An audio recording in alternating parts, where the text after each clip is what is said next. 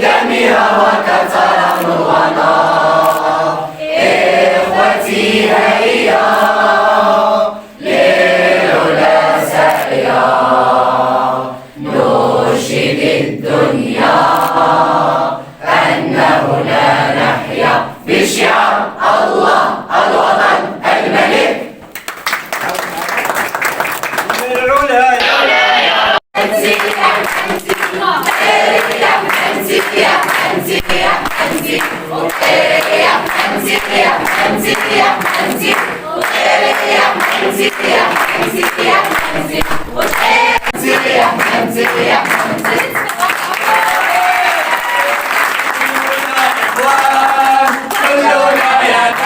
الشباب وأيتها الشابات، تحية وطنية لرفقائي وزملائي في العمل بهذه المناسبة ديال ذكرى عيد الاستقلال.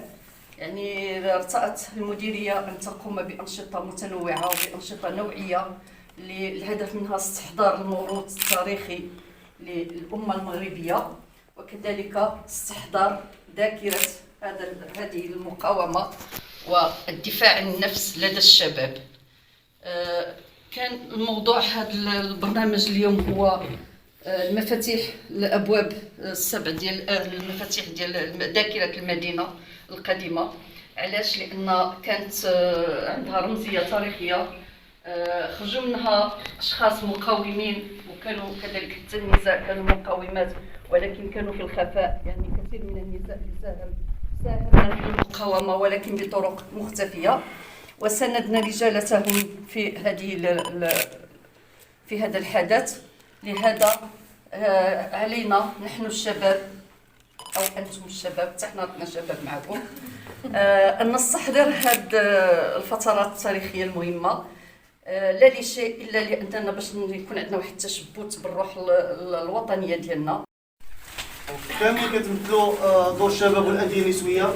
خصنا هاد الانشطه وهذا الروح اللي عندكم نتوما تسطروها مع الوليدات، تخلقوا انشطه اخرى. راه خاص داخل الفضاءات ديالكم يكونوا هاد الانشطه الموازيه. تبارك الله عليكم تبارك الله عليكم. معلومات حول المدينه ديالكم، حول التاريخ ديال البلاد ديالكم، اللي اساسي هو انكم تعرفوا على بعضياتكم.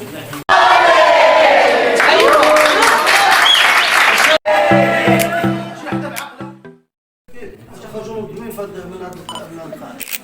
انا دوسي المدير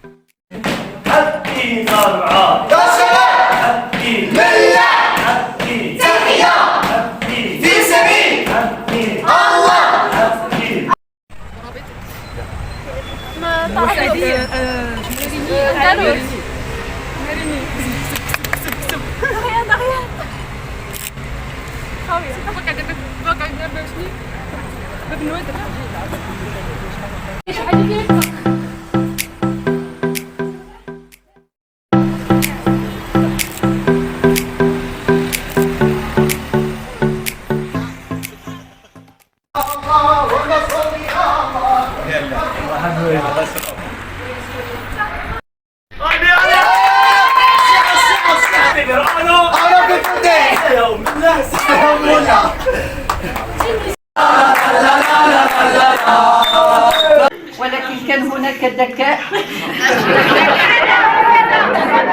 واي منافسه شريفه دائما نستخدموا الذكاءات ديالنا. وتنشكر الجميع وكنشكر الحماسيه ديالكم الشباب.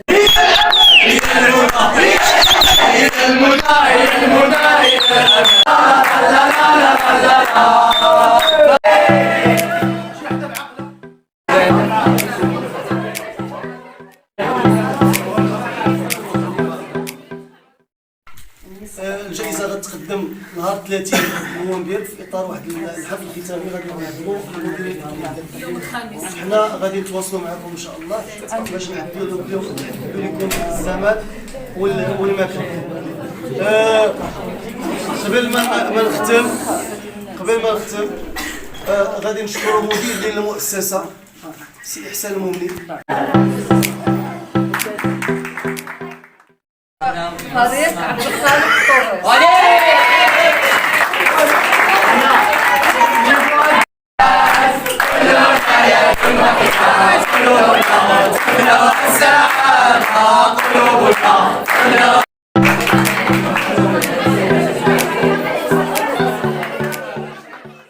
على هذا البرنامج هذا، وان شاء الله غادي نحاولوا ما امكن اننا هذه المؤسسه ديال الانديه النسويه حتى هي تخرج للفضاءات العموميه وحتى هي تكتشف في المدينه ديالها وتكتسب كل المؤهلات، لان انتن مقبلات على سوق عملي يجب عليكم معرفه خبايا هذا السوق.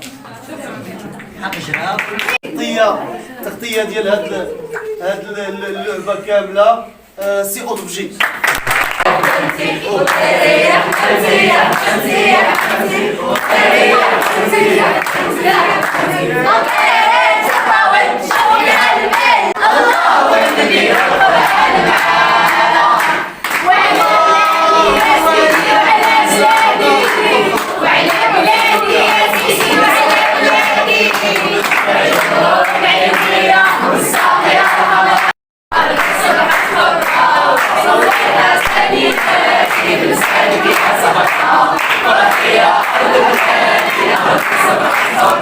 زيني لنا